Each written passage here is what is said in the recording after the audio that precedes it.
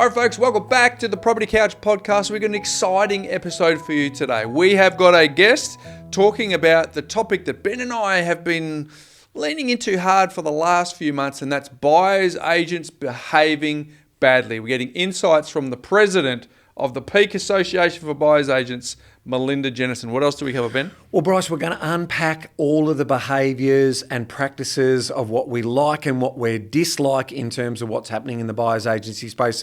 So it is a show not to be missed because we have got the president of the association telling us the good, the bad and the ugly. The good, the bad and the ugly. You need to know that, folks. Let's rip into the show. Welcome to the Property Couch, where each week you get to listen to two of Australia's leading experts. Bryce Holdaway, co-host of Location Australia on Foxtel's Lifestyle Channel, co-host of Escape from the City on the ABC, and partner of Empower Wealth Advisory. Ben Kingsley, chair of Property Investors Council of Australia and the founder of Empower Wealth Advisory, named the 2018 and 2019 Property Advisory Firm of the Year. Stay tuned as they bring you the insider's guide to property, finance and money management. All right, folks, welcome back to the Property Couch podcast, and I'm excited, mate. We've got a very special guest today, but first of all, how are you? I'm well, mate. I'm well, and I want to get straight to some exciting news. Yeah, go on. For all of our Moorr users. You know, we're building a property specialist application and bookkeeping service inside Moorr. Made by investors, for investors. Oh, I like that. Well, we've just released what's called the management, which is really the property management tab under the property asset. So now, Bryce, what you'll have is the property history in terms of the tenancy history. Now, not only is tenancy history, you've obviously got fixed and periodic. You've also potentially got change of tenants. So we've got that information. We've got the property management information. But you know what my favourite is? What is it, Ben? My favourite is the key date reminders, Bryce. Oh, yes. There's nothing better than knowing that you've got a fire, detector reminder to be inspected, or your gas compliance certificates so getting those reminder dates in there, those key date reminders for each of your properties when you've got a few of them, it really does help with making sure that you're organised. So there are some other great features in there as well. I think that's a feature that a lot of people don't realise that they needed, right? Because when we do all the surveys, it doesn't appear, but then all of a sudden when you show them... Well, you and I were talking about it, weren't we? We were saying... Holy smokes! That's we really want my that. lease is running out. We want that. So we've got all of those details in there. Single place to store all that information, and it is under the property asset card. So not only do you obviously then have the, we know the great rental analysis that you can also do. You've got the insights in terms of tracking the property history. You've also got the cash flow projections for those who aren't new to it. So I've just put a link in the show notes, Bryce, which will give you an overview of what's happening there. But if you're not a user of Moorr, but you need to do your bookkeeping and run your property investments, you could find a worse place than Moorr. That's MOOR, mate. Oh, I like it. There you go, folks. Go and check that out. You'd be mad if you didn't. And of course, just want to remind folks that our audiobook we are in the shadows of release, Ben. Oh, yes, exciting. We're in the shadows of the release. So if you want to join our wait list, go to How to Retire on 3k.com.au. Leave your details there. You will be the first to know. So if that's something that's of interest to you, a lot of people like to listen more than read these days, Ben. Well, that's me. And if I really love the book, I then buy the hard copy so I can go and do some notes. I do both. I read with the narrator pacing me, because then that stops you doing the repeat of the line, So on the good ones, not all of them. Geez, I'm really sponsoring the authors that I follow, aren't I, by doing that?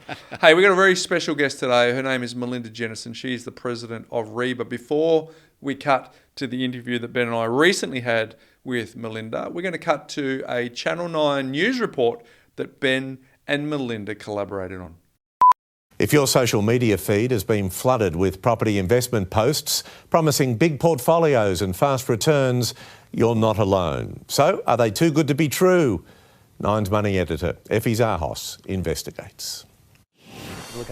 Ben Kingsley's in the business of property investing, but he's worried that complex schemes are being peddled to anyone with a smartphone. Their tactics are to draw you in to try and make a quick dollar in property.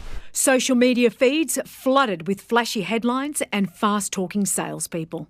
An explosion in the number of people who are being coached around setting up self-managed super funds or most recently setting up trusts so they can get access to more and more borrowings. The number of trusts are up 20%. Property held in self-managed super funds are up 45%. Those structures are legal, but are they appropriate for mum and dad investors? That right advice doesn't come from a real estate agent. It doesn't come from a mortgage broker. It comes from a financial planner who is licensed or is an authorised rep under a licence, and it has regulations associated with it. People who are not qualified to be advising around these structures are in fact giving this advice to consumers. Think of a trust like a box. The investment property and debt both go in the box. If you can prove that the box is self-funded, that is, the rent covers all your costs, then you can start a new trust and do it again. Not all lenders allow it, and it's a complex strategy that comes with risks. And if I over-leverage myself, that's when the house of cards falls down. In some cases, this can all be verified by just one accountant's letter, so this is a big red flag. Ben Kingsley has written to the industry, urging it to curb aggressive marketing or risk the corporate cops stepping in. I think if you're being sold this idea and it's not your own idea, you didn't originate that idea, I'd be very, very careful. Effie Zahos, 9 News. Well, there you go, Ben. So that was setting up the scene for what we're about to do today. Very, very exciting. But let's cut to the interview that you and I recently had, far-reaching conversation with Melinda Jennison. All right, Ben, we've got a very special guest today. We are chatting with Melinda Jennison, who's the president of REBAA, which is the Real Estate Buyers Agency Association of Australia, and one of the leading voices shaping professional standards in the buyers agency industry. She's been recognised nationally for her contribution to the field, taking out the REIQ Buyers Agent of the Year multiple times, and has been named Pippa's Property Investment Advisor of the Year. Melinda is passionate about consumer education and helping Australians make confident, well-informed property decisions. She's also the co-host of the Brisbane Property Podcast, where she shares her insights on the market each week. Today, she joins us to discuss one of the biggest risks to the property market right now. Welcome to the Property Couch, Melinda. Thanks very much for having me. I look forward to chatting with you both today. We're looking forward to chatting with you. But just to kick it off, property valuers are now asking real estate agents a question they've never had to ask before. How many of these offers came from buyers agents versus standard buyers? So, Melinda, what does this tell us about our property market when valuers can't trust buyers agent transactions anymore? Yeah, it's concerning, and I definitely think that it's a growing trend across all segments of the market, to be honest. I'm based in Brisbane, and we're certainly seeing a huge surge in the number of offers coming from buyers agents, and a lot of those buyers agents are interstate, so they're not necessarily on the ground, and they don't necessarily understand the local nuances of, property values, property markets, what's happening at a local level. So it's a huge concern, and a lot of this has actually come off the back of the huge surge in the volume of buyers agents that have come into the industry, and this is especially happened, I would say, in the last 5 years. And I think that as an industry, we need to be aware and alert of the fact that this is changing the game, but it's also potentially having an impact in ways that we never imagined that it would. And I'm sure that's what we're going to be unpacking together today. We are. Just on that, have you got any statistics on how many are actually entering the market? As an association, we actually started to track the volume of buyers agents in the market, and we were spreadsheeting this on a state-by-state basis. And what we found throughout that process of tracking is that new entrants were coming into the market so much faster than what we could reconcile through our spreadsheeting. We were well into the thousands of buyers agents across Australia by the time we actually called that project or pull that project off the cards, because it became, a monstrous task to try and track. And of course, there's been a lot of buyers agents that come into the industry. They might operate for a short while and then they drop out because they're not looking after clients, or they're not advocating in the way that they should be, and they're not developing the professional reputation. So they're in the market for a short time. Unfortunately, potentially consumers are impacted during that time, but then they leave the industry. So it is a very big concern for us, especially as the national body representing best practice in the industry. But yeah, I would say that it's definitely into the thousands now, although there's no official record that anybody holds in terms of the true volume. Now, Melinda, we're obviously going to go deep into the whole buyer's agency story here, but let our community learn a little bit more about you. So tell us a little about what money was like growing up, and did you have conversations around the dinner table when it comes to running the household economics? It's a great question. I don't often talk about my childhood, but I grew up in a family where my parents were both property investors.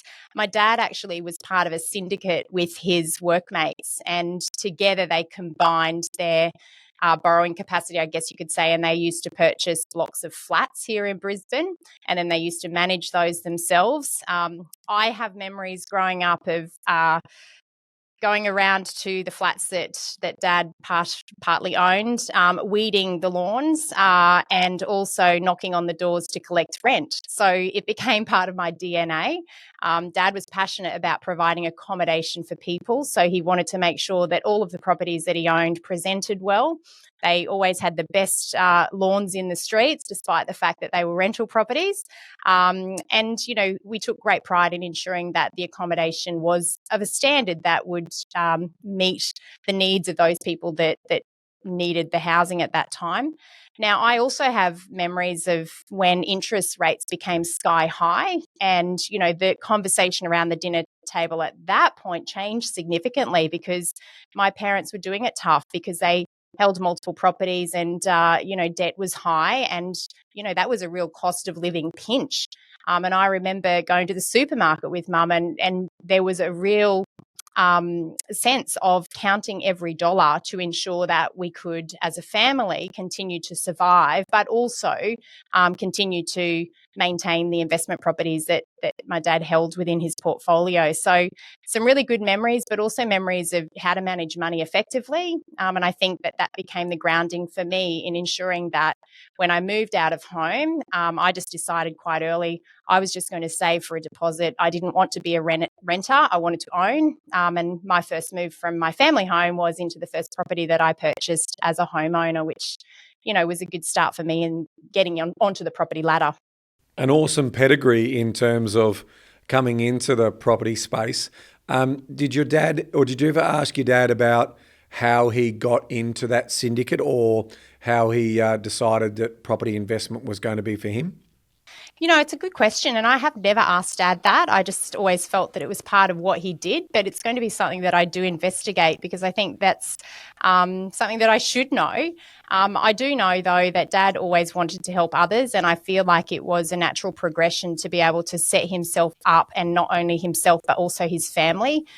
He worked really hard. He worked for the same company for more than 45 years before he moved into retirement, and my mum also worked, and that was at a time where not all mothers worked. A lot of mothers stayed home, and Mum was certainly there when we were at school, but she went back into the workforce when we were old enough to, get to and from school ourselves. So we were certainly a working class family, but I think Dad just wanted to, provide something that was going to give people choice as they got older, and now they're living a wonderful retirement. They're right now in a caravan travelling on the east coast of New South Wales, and they are living the dream for them, which is caravanning, several caravan holidays every single year throughout Australia.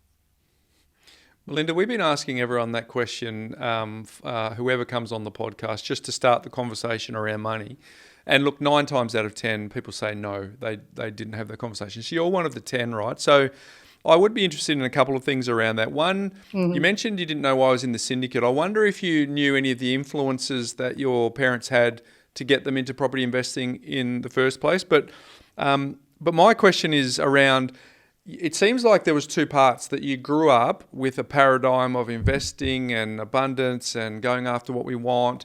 And then there was a moment in time when interest rates went up, and then you had to also experience your parents tightening the belt. What were some of the lessons that you learnt, and what were some of the observations that you made around money, given that it seemed like it was probably a little more flowy before that interest rate movement, and then afterwards there was a belt tightening? What were the impacts on you around that time? Look, I think that, as a family, we didn't go out for meals. Mum and Dad took coffee in a thermos when we went out to weekend sport. Our lifestyle really was about working hard. playing sport on weekends, and our social life was catching up with people in the backyard around the swimming pool or at a barbecue event. I can recall on very rare occasions we would go out for a family meal to a restaurant. We certainly wouldn't go to a cafe, and we certainly wouldn't buy coffee. So I think that was just embedded into our lifestyle growing up. I know times have changed, and that's no longer the lifestyle that a lot of people live, but it certainly was the lifestyle that we lived back then. And I think that really taught me around choice. You know, we all have a choice in life, and more I hear that, people are doing it tough, and I understand that. But then when you really break down their life and you can see that they enjoy a coffee each day, they buy their lunch, they'll go out for dinner once a week, maybe more often than that. And you can break down that spending and the habits around that spending and realize that they've actually got a life that was quite different to what our life might have looked like growing up. But I never regret that. I feel like we had a wonderful life, and we're certainly a really close family. And I'm really fortunate to be close to my parents, my brothers, and our extended family. And I think that's what was embedded into us as kids, that family matters, friends matter, and the superficial stuff that money can buy, that's less important. And building wealth is more about providing for the people that you love. And I think that's what's been embedded into me as an individual. And Mel, that upbringing sounds like a great one. You've learnt delayed gratification. You've learnt about choices that you make. You mentioned there that you've got a couple of brothers. Growing up in the same household, has everyone taken on the same actions and behaviours, or are we seeing different sort of money behaviours without, sort of giving away or blaming anyone or judging anyone? Are you all consistent in terms of the lessons that your dad showed you? No, we're not. My older brother has never owned his own home, and he rents property. My younger brother does own his own home, and he also has investment properties. So I think that the choices we make, despite our upbringing, can ultimately contribute to, what we create for ourselves, because I think everybody potentially has opportunity that they can either leverage or choose not to. So let's pivot to your professional life, Melinda. You're clearly, you're occupying a role at REBAA. You're an incredible buyer's agent. You're running a really wonderful business there in Brisbane. But that wasn't always the case. How did we transition from, being dependent on mum and dad, learning all these lessons, and then sort of moving into your first piece of independence? What did that look like? What was the first job like? And when did you realise property was part of your pathway?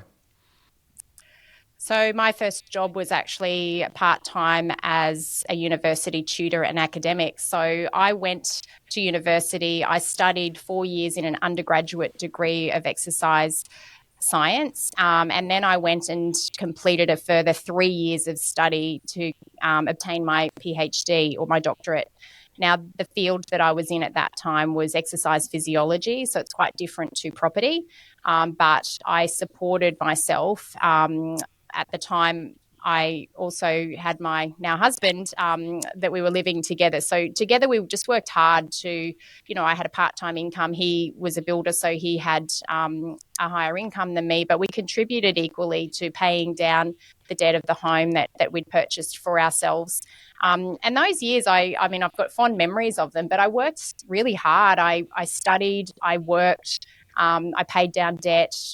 I remember having friends over for a barbecue, and then you'd give them a paintbrush or ask them to carry some blocks to build a new retaining wall or something around the house. And, they were fun days, and little did they know they were building equity for us to upgrade our home. But we'd also always pay them back in beer and sausages or steaks. And, it was a wonderful way to pay people back then.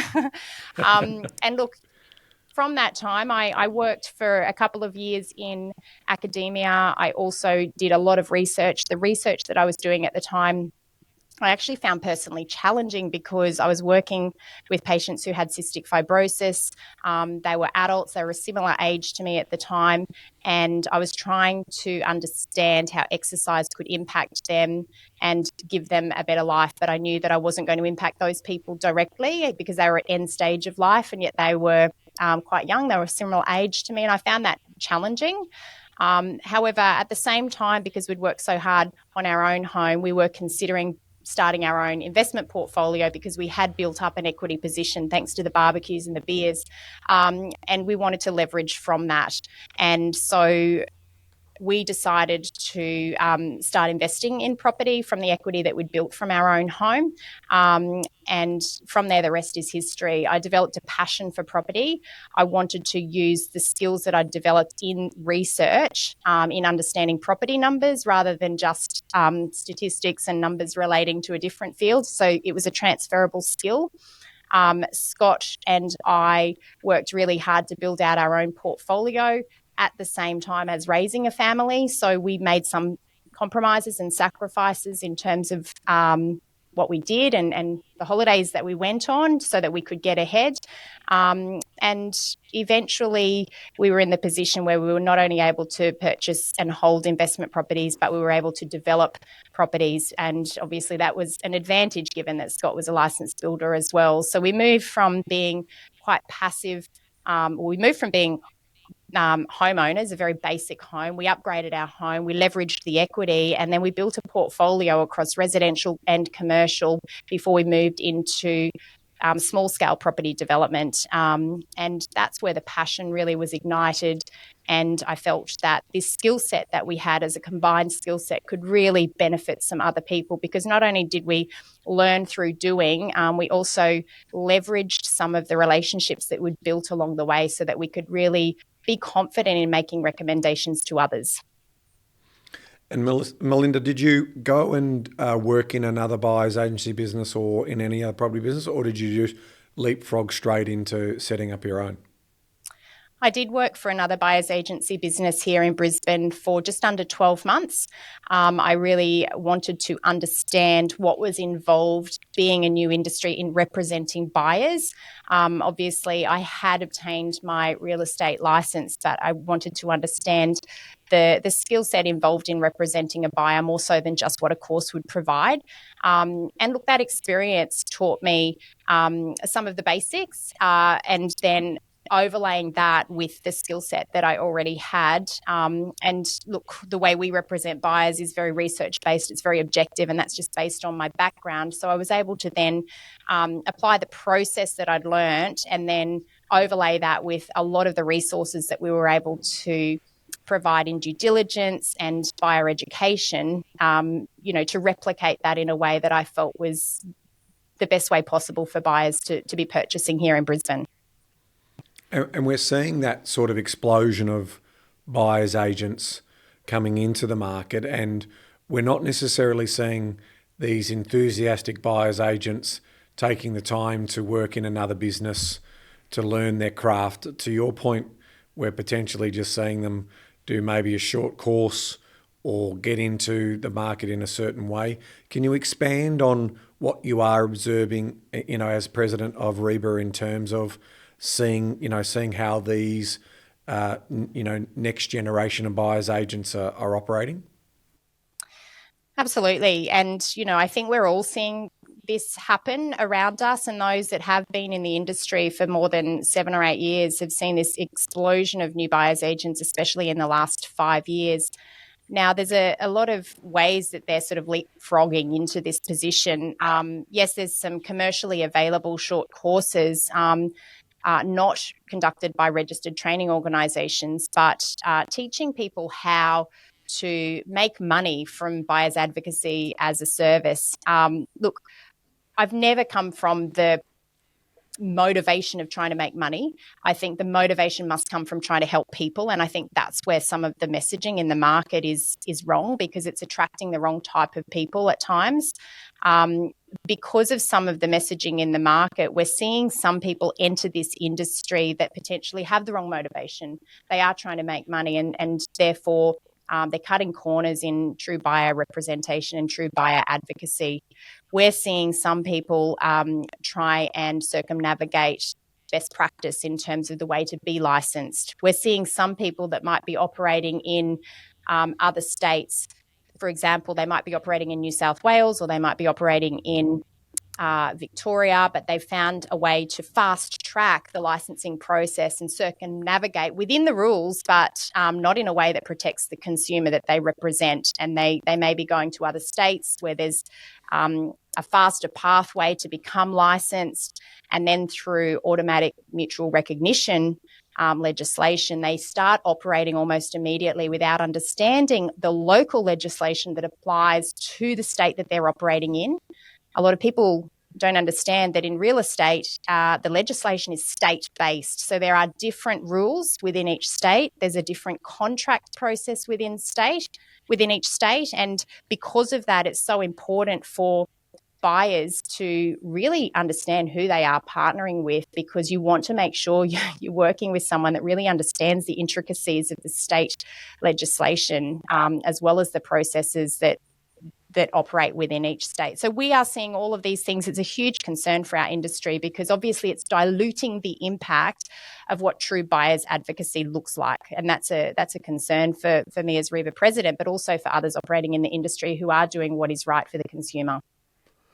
Yeah, because structurally it's challenging, because the buyer's agency industry is still a cottage industry. So you've got usually people who are doing it on a 1 to 5 employee basis, and then you've got some players that are doing it at a larger scale. But there's a very limited pathway or academy or apprenticeship approaches. Because if you think about we all know this, but for the benefit of the community, you think about the small business operator running a buyer's agency. One of the reasons they want to put on a new person is to help them grow their business. So therefore they want to have a revenue writing person. And then you got a bunch of people all putting their hands up and go, well, I'd actually like to learn how to do that. And there's limited opportunities for the bridge to get people involved. So there's that from the legitimate buyer's agents that want to help people. And then you obviously have, combine that with what you talked about before around some people having a get-rich-quick motivation for getting people into this lane. Can you tell, you hinted on it, can you tell us a little bit about why the Queensland licensing process and how that probably creates a backdoor and how that differs to other states and territories? Yes, of course. So here in Queensland, and we operate in Queensland, so we know the licensing regime here. To work alongside another principal licensee here in Queensland, you need to do a registration course, which is a course run by a registered RTO, registered training organisation. And then once you've completed that course, and it could be done online in as little as a couple of weeks, unfortunately, you can then work alongside or under the supervision of a principal licensee. You then have the option to upgrade that to a full license. And again, some RTOs are providing that option, which can be done, again, perhaps in as little as a month. And that enables you to operate independently as a fully licensed buyer's agent, or indeed a sales agent or property manager here in Queensland. Now, with new mutual recognition laws that are Australia-wide, that enables someone to come to Queensland, or in fact, perhaps just virtually, by enrolling in a Queensland registered training organisation course, obtain their full licence in potentially as short a time frame as up to 6 weeks, and then start operating in other jurisdictions, which may typically require up to 2 years of working under a principal licensee to obtain the adequate license, if they were to choose the pathway that was adequate for that particular state. So it really is a shortcut, and unfortunately it teaches them how to operate under Queensland laws and Queensland frameworks, but it doesn't teach them how to operate under their local jurisdiction. And that's probably the biggest concern that we have, is that it's legal, yes. Is it ethical? Not sure. Is it best practice? Certainly not. If you had your way, how would you close that loophole?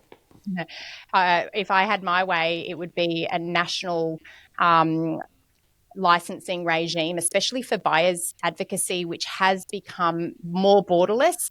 I think that the licensing regime has been set up specifically for selling agents and property managers, which typically are more patch-based or more location-based services.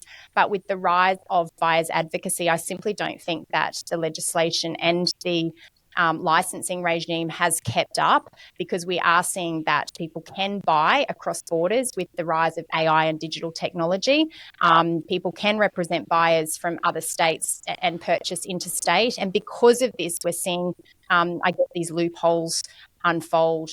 I believe that in time we may see changes in this space. There's certainly a lot of advocacy for change at the moment. But unfortunately, the concern that we have is how many consumers will be impacted between now and when that change takes place, because we all know that legislative change can be very slow and very tedious. So that would be the best way to resolve the issue. But we know that that's not going to happen overnight.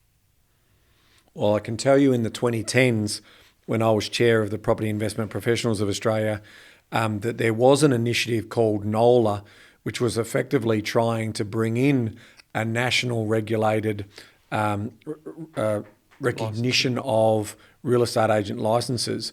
And what we did see is some of the state-based groups pushed back on it, because some of them are very well run. They've got, the associations themselves didn't want necessarily to have competition coming into their patch and so forth. So there was a lot of pushback, and that sort of has pushed back this regime that we're trying to get in place, which is national. We're seeing it plumbing, electricity, and those type of things. It really is valuable. We're such a small country with such a small population, but the ability to be able to move and do different work in different places just makes a lot of sense. So hopefully we'll continue to keep pushing down that path to get that national legislation.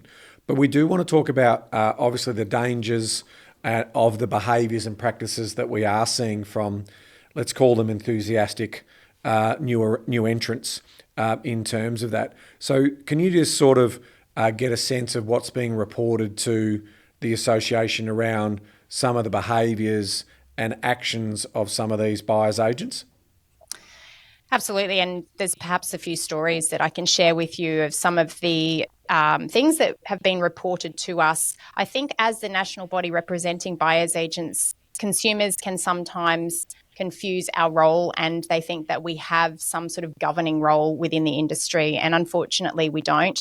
We can only govern the actions of those who are our members, but we can't govern the actions of the broader community. That is the role of the Office of Fair Trading. But because of that, we do often receive these complaints, and we have received complaints from consumers who have partnered with buyers agents, whereby, as an example, there's a lot of pressure tactics applied up front following the very first investigative call or discovery call or strategy call, whatever it's been described to be, and there's a very big sales push to onboard a client. Now, of course, in buyers advocacy, where it's different to sales is that most buyers agents will charge an upfront fee, and we've seen a lot of unscrupulous operators really pushing to drive up the volume of clients just so that they can get that upfront fee.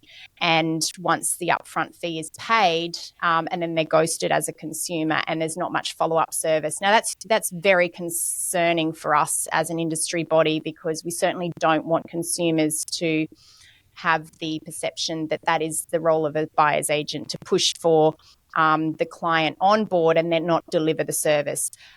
Through our own inquiry at our business, we've also partnered with some of these buyers who have paid that upfront fee with others and potentially sat out of the market for 2 or 3 months, sometimes up to 6 months. In a shifting market, that's a huge opportunity cost of delay. And so where they thought that they were waiting for opportunities to come, they realised that they were just actually not being serviced whatsoever. And then that's obviously cost them time to be out of the market. We've also received stories whereby consumers have purchased investment properties by buyers agents, sight unseen. That means the buyer's agent themselves did not actually inspect the property, but they relied upon photos provided to them from the selling agent. later, the same buyers found out that the property itself did not actually meet the minimum housing standards for the state in which that property was purchased. So those buyers were up for thousands of dollars. In this case, it was nearly $15,000 of maintenance and rectification works before that property was even rent ready. So again, these are serious implications. Our job as a buyer's agent is not just to find the right property, but it's to complete thorough due diligence to ensure the property meets the standards, especially if it is an investment property. The buyer must be aware of all of the nuances, good and bad, before they actually put their money on the table. And I think these are some of the growing trends that we're seeing in our industry, which is causing the consumer to question the value of partnering with a buyer's agent, because as I've said previously, the more consumers that have this type of experience, the more the word on the street will be that there's no value that a buyer's agent can actually bring. And the truth is that those that deliver high levels of service and high levels of value provide a completely opposite client experience. But it's very difficult for the consumer to cut through some of the marketing messages out there to determine who is actually going to provide that follow-up service and the delivery of the outcome versus who may not. What's your definition of a buyer's agent, so that we can create some awareness here for like the archetype of the buyer's agent that you want to represent? Because we had someone who recently wrote into our podcast. Ben and I answered the question a couple of weeks ago, and they said, "Oh, look, my buyer's agent said I asked too many questions, and then they proceeded to sell me an off-the-plan apartment or a house, house and land package." So, Ben and I have got a clear definition that we talked about in our book around what that is. But I'd be interested to know from your perspective and who you want to represent. What does that buyer's agent look like? So a buyer's agent is someone who represents the buyer's interests exclusively, is paid by the buyer exclusively, does not accept any third-party commissions from developers or builders or others, especially in relation to the property that they're purchasing, and is there really to answer all of the questions to help that buyer feel confident about their purchase. So that involves very thorough due diligence, accurate appraisals, guidance through negotiation or auction bidding, and just generally hand-holding that client from the moment that you're first starting the conversation right through to when they settle, and obviously maintaining an ongoing relationship. That's what true buyer's advocacy looks like. So how much does it irritate you as the representative of the peak body that project marketers are being, that they're putting a buyer's agent label on them, but they're just not? Well, they're called property spruikers, but again, this comes down to clever marketing. And I think there's so much mixed messaging in the market about what a true buyer's agent does. And for property spruikers that are choosing to use the terminology of, a buyer's agent or a buyer's advocate, it really does confuse the consumer, because, when people think that they're being represented professionally and that their interests are being protected because of the term of what someone calls themselves, it's damaging for our industry that's actually happening. So Mel, in terms of when you are seeing even buyer's agents who are licensed real estate agents acting on behalf of the buyer, when they're buying borderless and they're going into other markets, has the association been told by these clients who have complained, or these people have complained, that they found out that real estate agent didn't even have a license to actually buy in that state or territory? In fact, they're using their, in the hypothetical example, they've got a Victorian license, but they're buying investment properties for clients in Brisbane, and they're not even licensed up there to do so. But they think it's okay because the client that they're buying for is Victorian based. Goodness, there's been so much confusion within our industry around this. And, as the REBAA president, I can honestly say that the number of applicants that have applied for REBAA membership that have been declined on this very point, people think that they don't need a local license to be purchasing in the state that they're buying into, and that's not true. Now, it becomes a little bit muddied with the mutual recognition licensing arrangements that are now in place, but it's important for everybody to know that does not apply to every single state. So in the scenario that you've raised there, Ben, if someone holds a Victorian license and they're purchasing here in Queensland, actually you cannot rely on any mutual recognition. You need a Queensland license that's going to be separate to your Victorian license. And therefore, if you are representing a buyer in a real estate transaction, and that could involve anything from inspecting the property, appraising the property, negotiating on behalf of someone for that property, these are all considered services that would require a license and would trigger that requirement for a license. So if you're doing that and you don't hold a local license, you're acting outside of the law, and technically you would not be entitled to any payment for those professional services rendered. Unfortunately, it's the consumer that's not actually aware of this. The other thing that I notice, and again, if we're using Queensland as the example, a lot of interstate buyers agents that are purchasing here in Queensland don't understand the legislative requirements in relation to the paperwork that needs to be completed as a buyer representative. We have appointment forms that must be completed to enable you to be paid. Otherwise, as a consumer, you simply would not have to pay. If a licensed real estate agent or licensed buyer's agent does not actually complete the required paperwork and have their client sign, then there's no requirement for that client to ever pay them for the services rendered. So it has ramifications at all levels. There's professional indemnity insurance ramifications, there's client protection ramifications, there's the ability for that individual or business to be paid for their professional services. I would say that no one deserves to be paid if they're operating outside of the law. So, that part of it concerns me less, but I certainly have concerns for the consumer that really is the one that is, ultimately is most exposed in these sorts of transactions. So Mel, in sort of rounding that out, what would be the sort of 3 or 4 things or questions as a consumer that I should be asking my buyer's agency business or individual that might be working for me to know that they are compliant or that they're qualified to do the work that I want them to do? Is there 2 or 3 nice little sort of questions that you could pose to our community so they can get ready and prep to ask those questions when they get spruiked through social media to come and use this buyer's agent to buy in whoop, because they can make a quick buck? Look, I think one of the biggest questions is, are they adequately licensed? And unfortunately, with some of the businesses that are evolving and the explosion in the size of some of the businesses that are in this space, it's very hard to actually understand, well, who is doing what and for what part of the service. But, as a consumer, you have a right to know, if you're assigned a buyer's agent, you should actually have a right to ask to see their license in the state that you're purchasing that property in, because everyone should hold that license if they are representing a buyer. The second thing is, as a consumer, you want to protect yourself. And the way to do that is to ensure that the buyer's agent that you're partnering with has professional indemnity insurance in the event that something goes wrong and that you're raising a claim.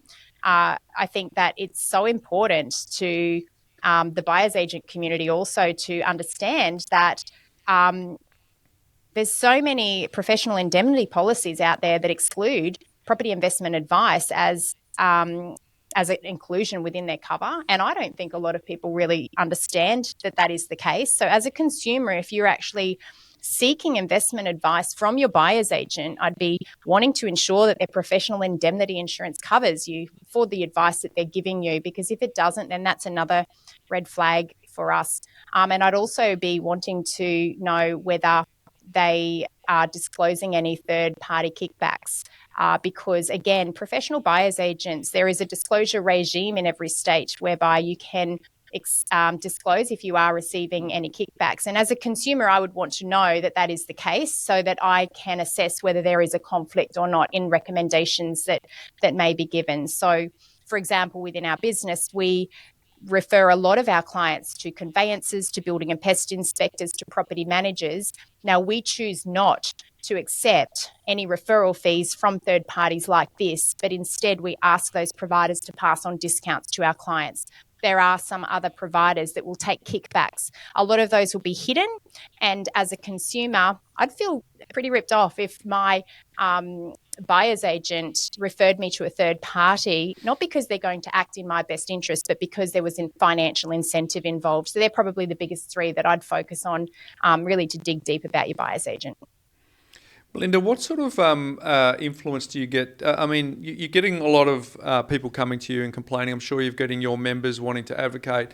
What conversations are you able to have with legislation around how to be the solution rather than just being the reporter of some of the collateral damage? Yeah, it's a great question. And look, I've sat in the president's role for 2 years now. This is my third term in this space. And over the last 2 years or so, I've had a lot of conversations with industry bodies within each state, as well as, so that's each of the real estate institutes, but also the Real Estate Institute of Australia. And I'm really trying to drive conversation with other industry bodies. For example, even just with mortgage broking industry bodies, PIPA, the Property Investment Professionals of Australia. I think as an industry, we have a responsibility collectively to raise standards and raise awareness of the issues. In terms of policy change, that's the way we tackle that is through trying to advocate for best practice and trying to get the attention of some of these change makers, because at the end of the day, I haven't sat at the table of any policy makers, but I'd love to be able to do so if given the opportunity. And it comes from just being a strong voice. For anyone that follows me on LinkedIn, you'll know I have a strong opinion about certain things at certain times. And really, it's about protecting the consumer and making sure that they at the end of the day are not being ripped off by some of the unscrupulous operators that are in our industry.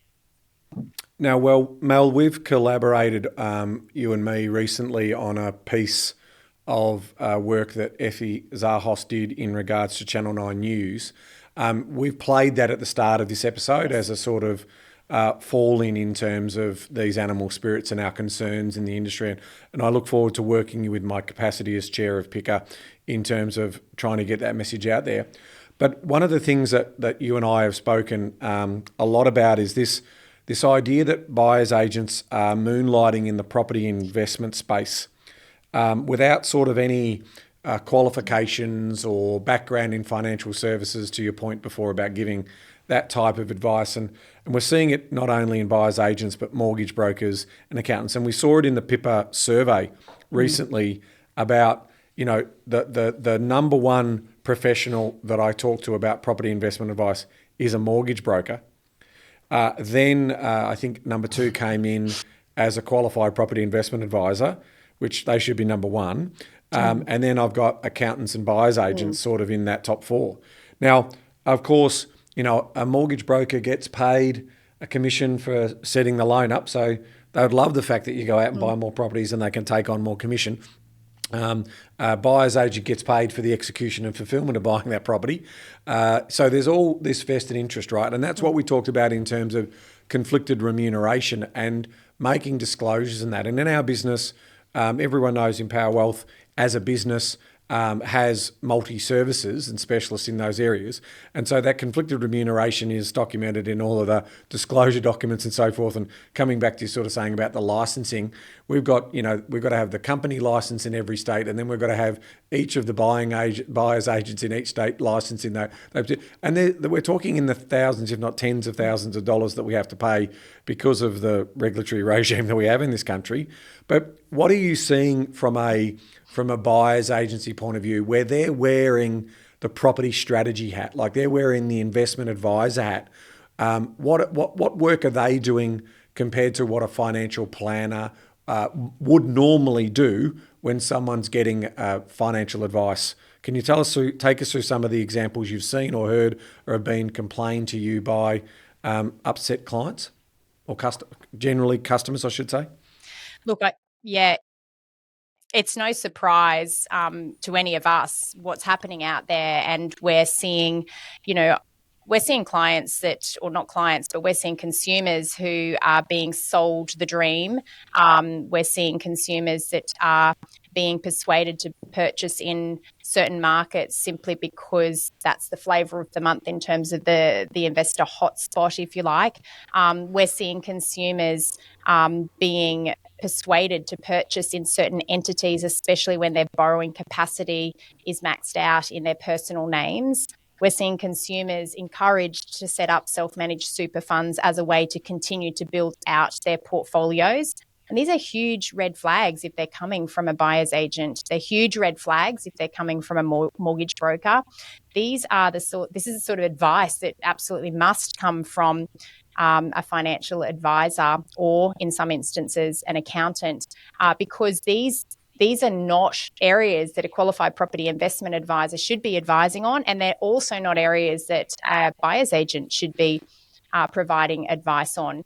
You know, as buyer's agents and even as qualified property investment advisors that are acting in the capacity of a buyer's agent, our role is specific to helping that client understand the property that we're looking to purchase and how property as an investment asset can fulfill some of the goals, I guess you could say, that they have as an individual investor. But we certainly can't provide the advice around the structure of how they're purchasing those assets or how they're to be setting up the finance for those assets. I know we understand the pros and cons of that, and a lot of the time we can provide education so that they can have the conversations with the right people to ensure they're getting the advice that's specific for them. And it's always individual as well. I see a lot of this group mass education around, you know, the next thing is you need to go and set up this trust because you're going to be able to maximise your borrowing capacity. And once you've maxed out there, you can go and set up your self-managed super fund.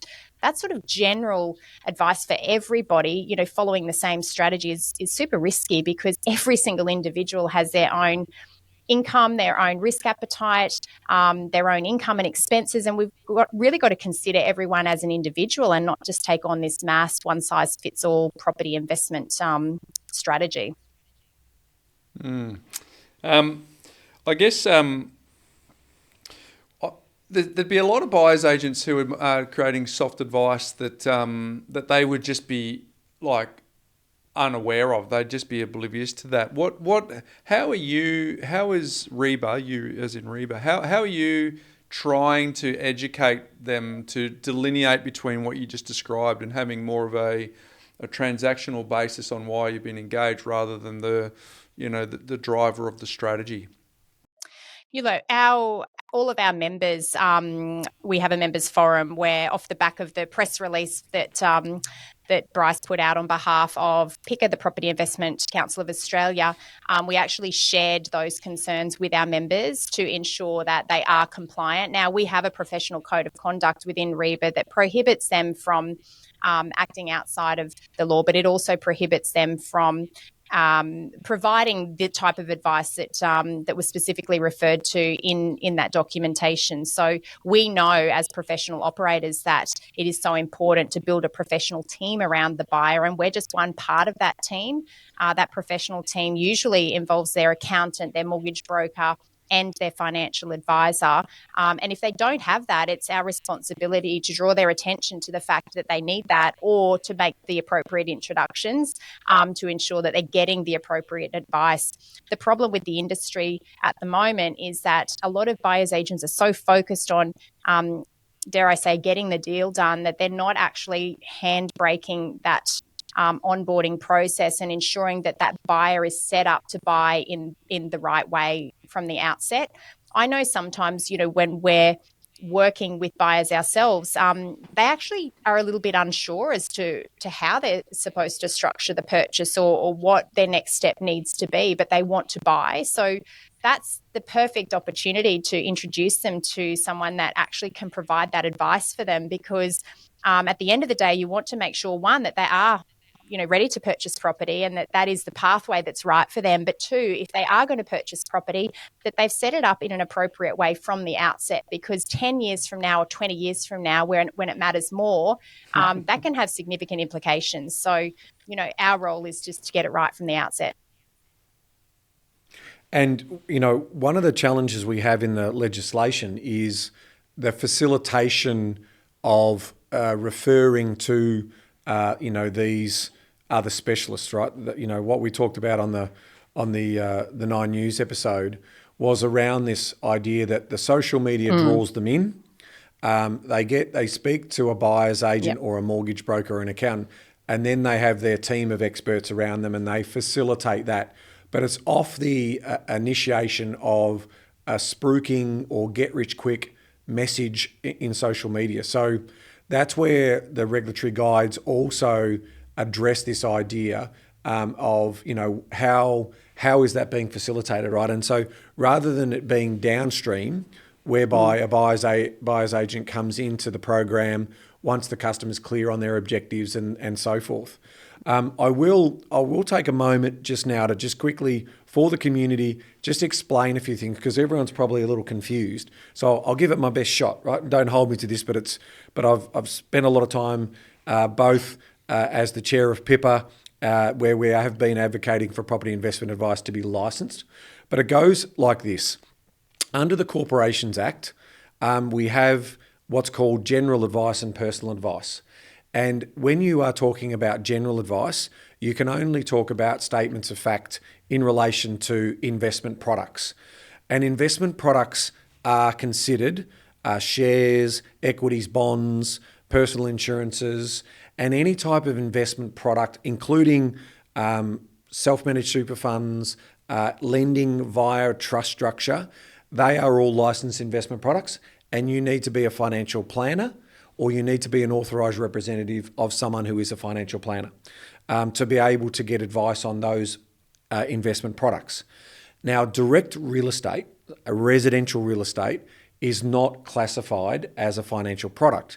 So what can happen is that if you're a QPIA and you've done the PIPA course, then you are able to give property investment advice. And the role of that course is designed to allow you to understand the client's objectives. So it follows the principles of what a statement of advice should look like when you are dealing with a financial planner.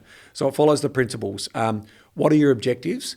And then is this in the best interest of the client? And have you done rigorous investigations in terms of the ability for the client to afford that? So by that example, what a property strategy or plan should include is what are my objectives in terms of this particular piece of work, or longer term in terms of what this investment is going to do. Then it's also about my risk profile. So what risk tolerance do I have? Am I low, moderate, high? Do I want to obviously have debt included in that? And so where a qualified property investment advisor, they can then do some financial modelling. And that financial modelling is cash modelling. But to Melinda's point earlier, if that is just in your individual name, if you are looking to set up an entity by which you are going to invest or borrow, then under the Corporations Act and under ASIC's interpretations of the law, they would consider that as receiving personal advice, because they would class that as a product that falls under that category. So it is true that a mortgage broker then can do the credit implementation. If you are looking to do different sort of ownership structures which does then have tax implications, then it's well worth getting a second opinion from a tax advisor in terms of what sort of structure and those types of things you might set up.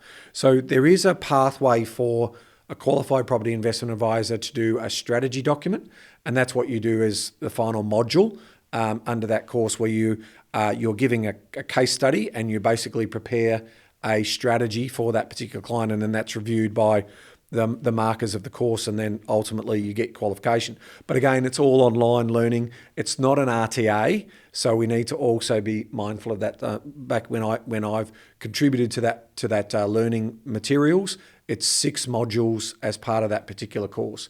And I would encourage anyone who's serious about delivering property investment advice to retail investors, which is effectively mum and dad individuals, because what we also need to understand under the Tax Act is that residential property, direct residential property, is actually considered a hobby investment. So it has different treatments to other investment classes that if we're buying through a company or through a trust or through a partnership or through a self-managed fund and all of those other things, that's when you potentially need to get that additional advice from the licensed or authorised person able to deliver that to you. So hopefully for our community, I haven't overcomplicated it, but... Well, no, it just begs the question of why isn't residential real estate on the approved product list? And the answer is because it's a form of shelter. It's a basic need first. And the complexity is around... product in the world exactly. that is not dominated by investors. Exactly. Because it's... So then trying to regulate that when you've got 70% of the market that are buying it as a form of shelter, and then trying to go to, to Melinda's point earlier, go to these massive bodies that all have, and to your point before about NOLA, who have their own agendas that they want. So therefore, that's why people can dance with the devil in this particular lane, is because it's not going to be on the approved product list. Melinda, what do you, if any commentary, whether it's your own observations through your own investor paradigm, your own business paradigm, or that of your role as the president, but there is market manipulation that is going on in various markets driven by buyers agents who are doing all the things we've just spoken about, concentration and marketing hype and channeling them all in. What are your observations and feedback around that practice, and I guess as a consumer warning piece to our audience? Look, I see it shifting some of the smaller markets significantly, and I think there's been evidence of that in the past, which you've talked about on previous episodes as well, especially in regional markets. You start with low-value properties, large volumes of buyers come into a market, buy up residential real estate for investment purposes. Generally, the buyers are interstate buyers, so they have a much higher income, and so it's an affordable property for the purchaser. The issue is that it becomes unaffordable for the local buyer, and I think affordability is something that's talked about a lot in property and property investment right now. If the property becomes unaffordable for the local home buyer, and the shift between the number of investors and the number of home buyers is so significant, that's a structural change in a market. Now, you pointed out that, up to 70% of buyers in any market typically have been owner-occupiers. So if you're purchasing in a market where there's 70% owner-occupiers and 30% investors, as an investor, not only are you providing shelter for 30% of the market, but when your investment property becomes available for sale, there's likely to be more upward pressure on rents simply because there's fewer investment properties in that market, and that is at a time where demand is heightened. In some of those areas where buyers agents have shifted markets purely because of the volume of buyers transacting in a certain space of time, we'll probably see the percentage of owner-occupiers to investors shift, and unfortunately we're not going to see that until the next census, and I am really looking out for what some of those numbers might reveal for us. In that instance, whilst there could be some short-term immediate uplift in values, it could be artificial, and the long-term sustainability of those markets is not really going to be discoverable until such time as we see those buyers agents shift out of the market and we see that market stabilise. And the concern that we have is not only for the investors, we've now got a higher concentration of property investors in that space. When we see those properties be listed for rent, we're going to have more supply, and that could put downward pressure on rents, and that could actually, suppress some of those yields that people have been chasing. But on the flip side, if they need to sell and the owner-occupiers in the area can't afford to buy simply because their local income is at a point that it's unaffordable for them to hold a mortgage at that level, that's a real structural shift, and we might then see downward pressure on prices. So I think for the investor there's a risk, for the area there's a risk, and I think it's just a consequence of a very rapidly evolving market in terms of the volume of buyers agents, the emergence of borderless investing, and the integration of AI and technology in assisting some of these buyers agencies to scale and purchase at scale like this. And it is a concern. Melinda, I can actually tell you I've done some analysis recently whereby I was looking at that particular trend line, because that's how you can potentially validate it. And the census data gives us that snapshot every 5 years. But I can give you an example in Townsville. where I have been following that particular trend line. And so what we did is we took a baseline of the percentage of rental properties that were recycling every 12 months or every 6 months. So in other words, because we measure every property in Australia with every address, we then sort of said which one of those properties entered the rental market after they were sold. And so we had a baseline of around sort of 5 to 7 or 8% about 5 to 10 years ago. And now that baseline is up to 3 times higher. It's sitting at 28, 29%. So that's basically telling you that the new wave of buyers that are coming in there are investors, which to the point it's going to move, sort of vacancy rates a little bit higher, and that's going to put pressure on the rents on the downside. But it's also going to mean, it's like, to your point, it's pumped up the property prices where the locals can't afford it. And as investors, we should be price takers, not price makers. And so that's why we see the volatility in those particular markets. Right. So we're going to Bryce and I are going to do a bit of a deep dive on that in next week's episode. So, from that point of view, that rings true. So everything you just said in terms of from a behavioural and a market movement point of view will see itself play out as part of that particular story. Look, my final question to you, because I could sit here and we could talk all day and we want to get the message out there, but we are running out of time. We've talked a lot about the negativity and the concerns, and we know, unfortunately, there's not a greater percentages that are buyers agents who are members of the REBAA Association. So we would think that first and foremost as a consumer, see if they're a member, make sure that they're operating under that umbrella. That's helpful in terms of to give you an idea of their professionalism. That's number one. And then number two is what sort of positive message can we put out there in terms of a good story to finish off with around the value of buyers agents? What makes the job so rewarding for you in terms of the great work that you do for your clients? Look, this is something I could talk all day about, and unfortunately we tend to focus on what's not going well in our industry rather than what is going well in our industry. Look, we are in really competitive markets, and I know across Australia there's a lot of areas that are undersupplied right now. What do I mean by that? I mean listing volumes are historically low, and that's especially the case here in Brisbane. It's Darwin, Perth and Adelaide have been similar, and I know markets across the board really have fewer properties available for sale today than they did based on the long-term averages. So where true buyers advocates can add so much value is really helping buyers to be ready to buy in a fast-moving market. We're seeing sales volumes higher than average and listing volumes lower than average. And so what that means is a lot of properties are transacting very quickly. Now, making such a big purchase, these purchases should not be made in a matter of hours. People should have time to consider that opportunity in detail. And where we add so much value is giving the luxury of time in a market that doesn't provide it. We have the opportunity to preview properties perhaps before they're listed. We can provide the due diligence, the price analysis, and the full guidance for a buyer to help them understand the opportunity, to help them understand the numbers before they have to make such a huge financial commitment. And I think that we can't underestimate the value of time in a market where we don't have the luxury of time. I'd also add to that, we do have the capacity to really educate buyers and help them to become confident. There's a lot of first home buyers entering the market at the moment. They are the most vulnerable group in terms of buyers. There are some very vulnerable investors as well, which we've also touched on. But in a local market, we see a lot of vulnerable first home buyers. They've never transacted in property before. They don't understand the process.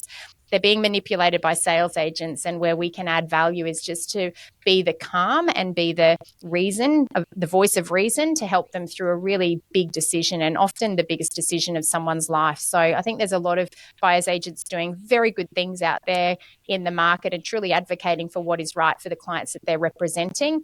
And I certainly wouldn't want the messaging to be about the fact that our industry is doomed. It's not. There's some very good operators that will continue to uphold the best levels of service, and that's what we should all be doing, and that's what we should all be striving for as an industry.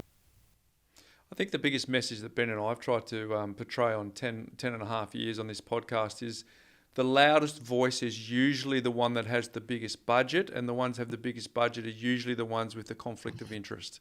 So I guess that sums up what there's a ton of really awesome buyer's agents in this country. We the three of us know heaps of them, right? So that's probably sort of amplifying what you just said. And hopefully that's a message for our audience that if they are the loudest, unpack why they are. Why have they got such a big budget? Why are they appearing on the YouTube channel on every second video that you're asking? Okay, just sort of follow the money on that, just to give you a little clue. Hey, my final sort of comment and then question for you is, through this conversation, we've known you for a long time, but through this conversation, we've learnt that you're a busy business owner.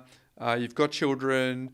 Your husband and you are building a portfolio that includes development. So there's some assumptions we can make around how busy your life is. Why is the cause of taking on a third term at REBAA? Why is that important to you outside of all those other things that you've got going on? And then my final question for you with that is, what question didn't we ask that we probably should have? Well, first of all, thank you for asking the question about why. Why have I taken on the role of REBAA president? Because it does take a lot of time and it does take a lot of energy. But the reason is that I'm passionate about giving back, and I'm passionate about raising standards and helping consumers to understand what good buyers advocacy looks like. And if I can scream and shout that from the rafters for 3 years and make an impact, and also educate buyers agents on what service excellence looks like and what they need to do to actually meet minimum standards, then I feel like I'll leave the role in a way that leaves a small legacy, if you can say. So that's my why.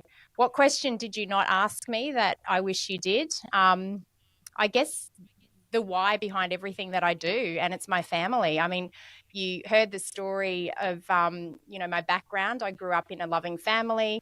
I'm so fortunate to have 3 young adult children, 2 at university, 1 going into grade 12 next year. We're very fortunate that we're a very close-knit group of individuals, and we all get along. I can't seem to get my adult children out of home. So, my legacy will be to help them get into the property market when the time comes. But that's the real why behind everything that I do. And I want to be demonstrating to my kids that it's not all take, it's actually give, and giving back to the industry that I love is one way that I can demonstrate to my family what purpose is all about. Yeah, well, Melinda, you are a glowing example of what it does look like to lead by example and to show your adult children how to conduct themselves and how to be the best version of yourselves. And we are the beneficiaries of that. The industry is the beneficiaries of the additional work that you do. And I'm sure all your clients will advocate for you to say that they're the beneficiaries of your skill, your knowledge, and your execution in the marketplace. So congratulations to you, and thank you for sharing this important message to our community.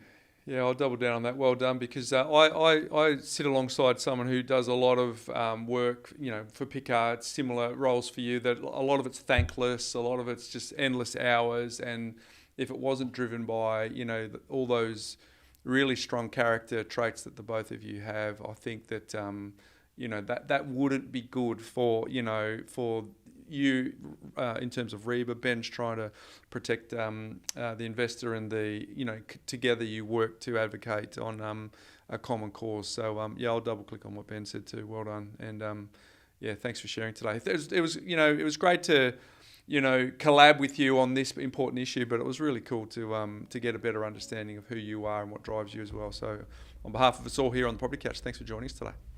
Thank you so much. It's been an absolute pleasure. There you go. What in it for the right reasons, and Yep. just we've known Melinda for some time, but Yep. just to be able to understand that backstory of her, her upbringing, seeing the parent, how many times do we ask that question? They go, nah, we didn't have any conversations. But then, interestingly, when they have conversations with parents about being property investors, and now clearly the fruit doesn't fall far from the tree for Melinda, because she's got her own portfolio she's building with her husband, and in many facets, resi, commercial, property development, and now with whatever spare time she's got left, and you'd relate to this, she goes and decides to be the president of REBAA. Well, she's a super hard worker. She obviously got that from both of her parents, so that's really true. She's very humble. She wants to give back, which I really love about her.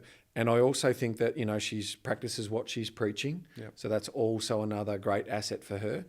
So I just love everything she brings to the table, because she also thinks in abundance, but she's willing to try and set the standard and show the excellence for others to also work with. So no, she's a quality operator. I was going to say a classic operator, but she's quality operator. Yeah. So thank you, Melinda. Thank you for sharing your time and your expertise and your insights with the Property Couch audience. We definitely appreciate that, and of course the collab that we had at the top of the show, Ben, with the two of you, with a good friend of the Property Couch, Effie Zahos. Yes. As well. So big episode, mate. Always a pleasure to hang out in the studio on the couch. I love it.